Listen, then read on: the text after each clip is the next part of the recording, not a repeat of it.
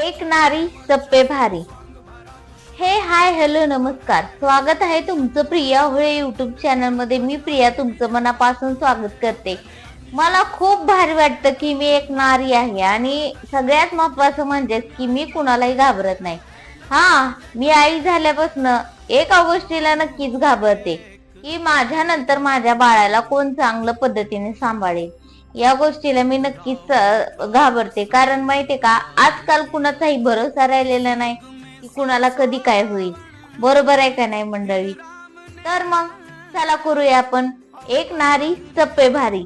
हा टॉपिक आपला आज खूप भारी असणार आहे. कारण का माहितीये का, की आज तुम्ही बघत आहात की प्रत्येक क्षेत्रामध्ये, प्रत्येक म्हणजे ठिकाणी, प्रत्येक शहरामध्ये, प्रत्येक अक्षरशः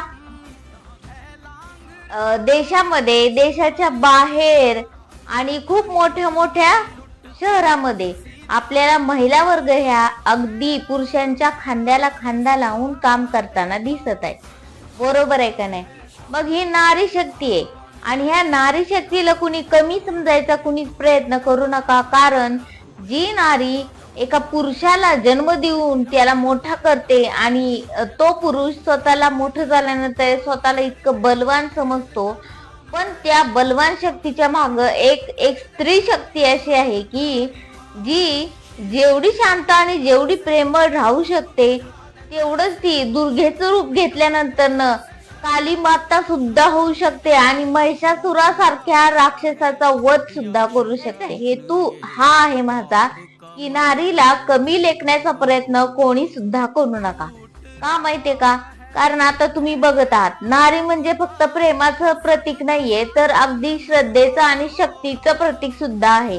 कारण ज्या वेळेस एखादी स्त्री शक्ती किंवा नारी म्हणा की थोडक्यामध्ये, की ज्या वेळेस तिच्या परिवारावर जी वेळ येत असती, म्हणजे ती थोडक्यात गरिबी येत असती किंवा त्यांना एकदम हालाकीच्या कष्टाच्या परिस्थितीमधून किंवा एखाद्या खूप नाजूक परिस्थितीमधून किंवा गरिबीतून त्यांना जायचं असतं आणि खूप गरीब घरातली एक स्त्री आहे, गरीब घरातली असू द्या नाही तर श्रीमंत घरातली असू द्या, नारी ही कुठेही थांबलेली नाहीये.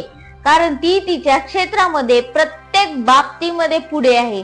अक्षरशः गावाखेड्यांमध्ये सुद्धा बघा, महिला या कुणाच्या जीवावरती अजिबात थांबत नाही किंवा फक्त आणि फक्त चूल आणि मूल इथपर्यंत महिला थांबलेल्या नाहीत. काही ना काही महिला ह्या करतायत किंवा कष्ट करतायत किंवा त्या कष्टामागं त्यांचा हेतू काय असतो की आपल्या घरातल्या कुटुंबाला किंवा स्वतःच्या पायावर उभं राहणं हा तर असतो आणि आपल्या कुटुंबाला थोडी मदत आणि कुटुंबाच्या पालन पोषणासाठी त्या अक्षरशः जगाशी लढू शकतात आणि इतिहास सुद्धा घडवू शकतात. आता आपल्याला खूप साऱ्या गोष्टी शिकायला भेटतात. अशा सगळ्या ज्या स्त्रिया आहेत, ज्या आदरणीय स्त्रिया आहेत, त्यांच्याकडून आपण जी होईल तेवढी प्रेरणा घेतली पाहिजे. म्हणजे बघा तुम्ही, गावाखेड्यामध्ये सुद्धा बायका अक्षरशः रानामध्ये खुरपण्यापासून एखादी चहाचं दुकान असू द्या तिथे सुद्धा काम करतात. म्हणजे स्वतःचा एखादा चहाचा गाडा टाकतात, कुणालाही न घाबरता न भीता. त्या आपलं स्वतःच कष्ट, एकदम कष्टाचं दुकान किंवा एखादं छोटस वडापावचं दुकान असू द्या किंवा एखादं छोटस जेवणाच्या थाळी असू द्या किंवा जेवण बनवून विकणं, म्हणजे त्या अक्षरशः व्यवहार या सगळ्या गोष्टीपासून आणि मध्ये काम करायचं असू द्या किंवा चांगल्या पोस्टवर असू द्या किंवा IPS IAS असे मोठे मोठे अधिकारी सुद्धा महिला आहेत.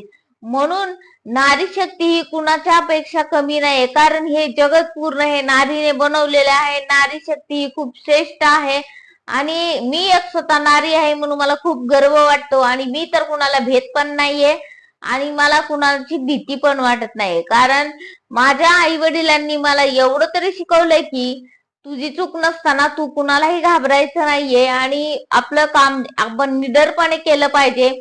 समोर कितीही राक्षस येऊ दे, कितीही वाईट लोक येऊ दे, कितीही तुला त्रास देण्याचा प्रयत्न करू दे किंवा कितीही वाईट संकटात तू अडकू दे, कुणाला म्हणजेच की कुणासमोरही तू झुकायचं नाही. आणि जर अशा लोकांना धडा शिकवायचा असेल ना, तर तो आपल्या शरीराच्या लेवल नुसार नाही तर आपल्या बुद्धीने तो लढाईने त्यांना हरवायचं. कारण असे लोक जे काही स्वतःला शक्तिमान समजतात ना, बलवान समजतात ना, बलवान वगैरे, म्हणजेच की काही जी लोक तुम्हाला तुमच्यापेक्षा कमी लेखतात किंवा तुमच्यापेक्षा कमी समजतात, अशा लोकांना आपल्या शरीरानुसार नाही तर आपल्या बुद्धीनुसार त्यांना हरवायचं.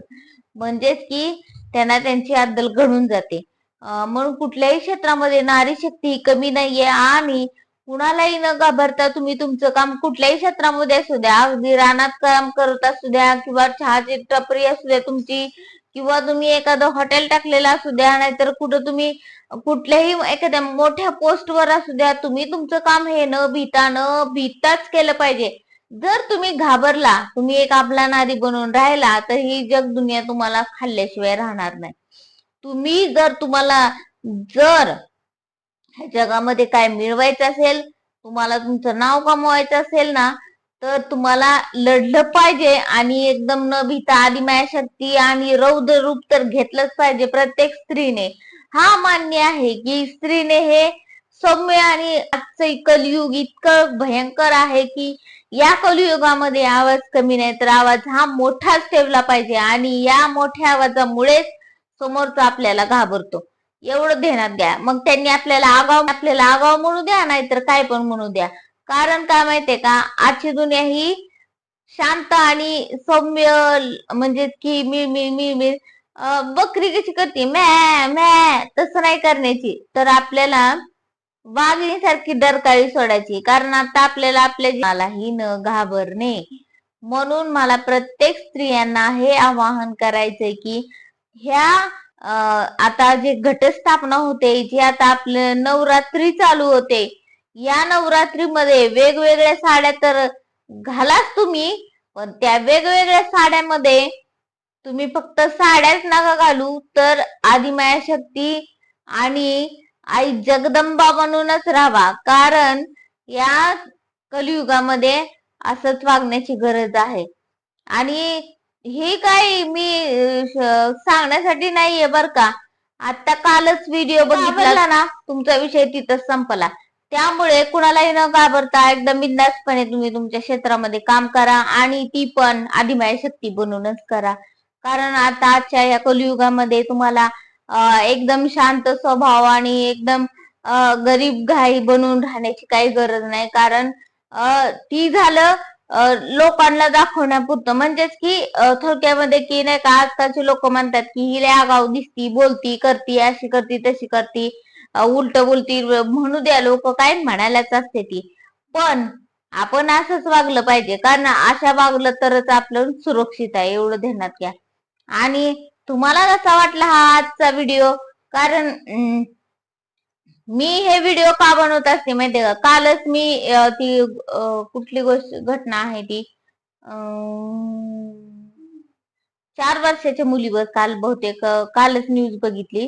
आता मला लक्ष, कालच न्यूज बघितली 4 वर्षाच्या मुलीवर असा असा अत्याचार झालाय. तर म्हणून ह्यासाठीच मी हे व्हिडिओ बनवते की तुम्ही तुमच्या मुलांवर, ती पण एकदम नामांकित शाळेमध्ये अशा घटना घडतात म्हणल्यावर मुलांना शाळेत कसं घालायचंय हा प्रश्न मोठा पडतोय. आणि मुलांकडे लक्ष ठेवा, कारण मुलं ही आपली खरी संपत्ती आहे. आणि तुम्हाला आजचा व्हिडिओ कसा वाटला मला नक्की सांगा, आणि व्हिडिओला लाईक आणि शेअर नक्की करा, आणि तुमच्या महाराष्ट्राच्या ताईला पुढे जाण्यासाठी मदत करा. धन्यवाद.